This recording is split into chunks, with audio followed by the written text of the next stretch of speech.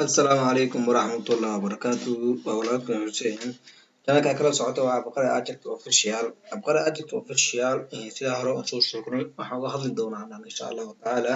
qaybaha design-ka kaliya idoon qosaynin qaybtii structure-ka oo tiirarkii waxyaabahaas beamkii column-kii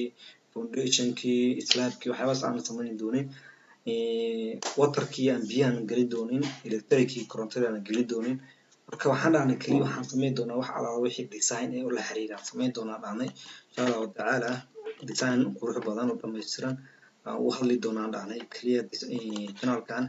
sida hore ka aragtaan qaybtan design-kan bis waxaa inaad samaysaa naqshad u qurux badan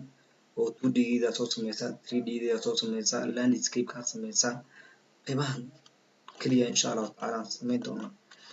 yes ujeedada naqshadan waa naqshad aad u qurux badan 2D-geeda la soo haweeyay 3D-geeda waa kana ujeedaa 2D-geeda la soo sameeyay 3D-geeda la sameeyay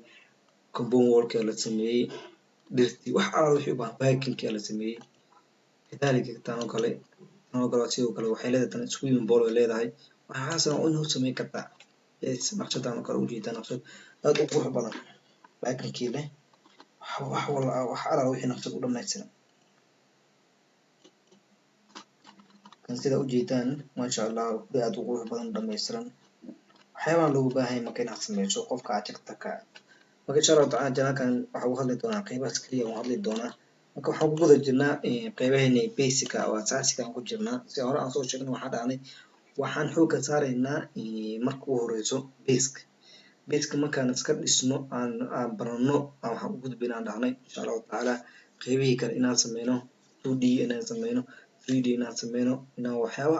wax alaala wixii naqshad u dhameystiran inaan sameyno hadduu yiraahdo compound wall-ka aan sameyno parking area aan sameyno landscape-ka aan sameyno sida hadda saan oo kale yes waa inaan saan ka dhignaa insha Allah taala wax alaala wax u dhameystiran naqshad u dhameystiran oo loogu baahan yahay insha Allah taala aan arki doonaa marka cashirkeeni waxaan kusoo hadalnay qaybahan waxyaabaha la isku yiraahdo kasoo hadalnay user interface la isku yiraahdo oo Revit button-kii application menu-gii oo new iyo open save waxyaabahaas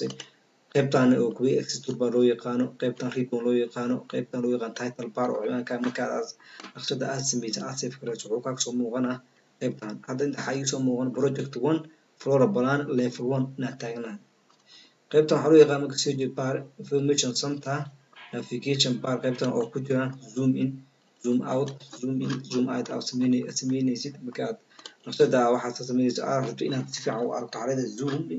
zoom out iska fogeeyni waa soo dhaweysanay qaybtan waxaa loo yaqaan marka navigation bar waa inaad ka siisa magaceeda qaybtan waxaa loo yaqaanaa view control bar oo ku sheegto current view waxyaabaha hadda aad ku shaqeynayso qaybtii ku tirsan lahayd yes tusaale ahaan waxaa ku jira marka shading oo kale hiding oo kale conditional colors waxyaaba dhan waa arki doonaa insha Allah taala qaybtan waxaa loo yaqaan marka status bar labada shay ugu muhiimsan oo ku shaqeyn doonto marka waxaa loo yaqaanaa properties oo qaybtan kore qaybtana oo ku xigta loo yaqaan project browser oo ku jiraan level-yadii ceiling-kii yes elevation-adii yes elevation-adii east north south west legends schedules iyo quantities sheets waraaqadii families groups wax kala labadana shay ugu muhiimsan marka waxaan arkaynaa cursor-ka adoo meeshan oo ku hayo kale ama waxaa sameeyay gacantaada click ku dhahay yes marka gacantaada click ah ku dhahdo wuu ka baxa markuu ka bax marka waa inaad soo ceshan kartaa waa inaad kaliis marka waxa qaybtan kor waxaa loo yaqaanaa marka ribbon tabyaashan mid ka mid inaad ka soo ceshan kartaa automatic la dhigi karto meeshaas ka soo waa simple question lagu weydiin karo waxaa loo baahan yahay marka inaad ka jawaabto maxaa marka xaalada view aa leedahay view marka aad xaalada user interface project browser user interface properties automatically saas ku soo laabto qaybta kale arkayna waxaa waaye quick access toolbar kan wuxuu ku joogaa hadda qaybta kore waxaa inaad keensata qaybtan hore below the ribbon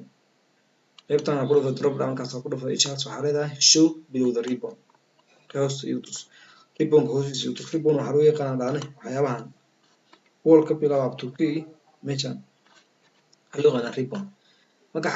xaasmada ishiya furaya waxaa leedahay show above the ribbon korkiisa iyo tus qaybta saddexaad arki doono marka waxaa waaye ribbon-ka marka waa inaad display aad dhahdaa soo muujisaa oo full ii tus inaad dhahdaa marna waa inaad qaraysaa oo sameysaa subtitle ciwaan mid walba waxaa sameynaya marka ishaan ku dhufanaya midkooda waxaan arkayna waxaa waaye minimize tabs markaa dhacdo ay qaybihii oo marka subtitlekii waxyaaba wuxuu ku soo aruuraa ujeeda construction uu sameeyey adjectorkii structurekii certificate sida full kuu tusaa marka kuu tusi maayo markaad meesha aad doorato xaalada adjector ishaan ku dhufanaya xaalada haddana minimize to banner title midkaas wuxuu ku sameynaya marka title billigaa taaban wuxuu ku sameynaa subtitle yes amba subtabs ribbon tabs bill waxaad markaa ku dhufato waxaa arkay marka tab circulation model rooms waa kaas marka xaalada marka natus marka show full ribbon aan leedahay ribbon ko dhammaystiran natus marka automatic waa kaas sidaas kugu soo laabtay waa inaad saas u heli kartaa aad taqaanaa marka inaad qaybahan ka soo celiso simple waxaa laga yaabaa marka gacanta aad ku dhufato adoo moogo programka oo ku shaqeynayo oo meel dhexdaas ku marayo markaad ku dhufato inaad automatically walwasho haddaadan aqoon u lahayn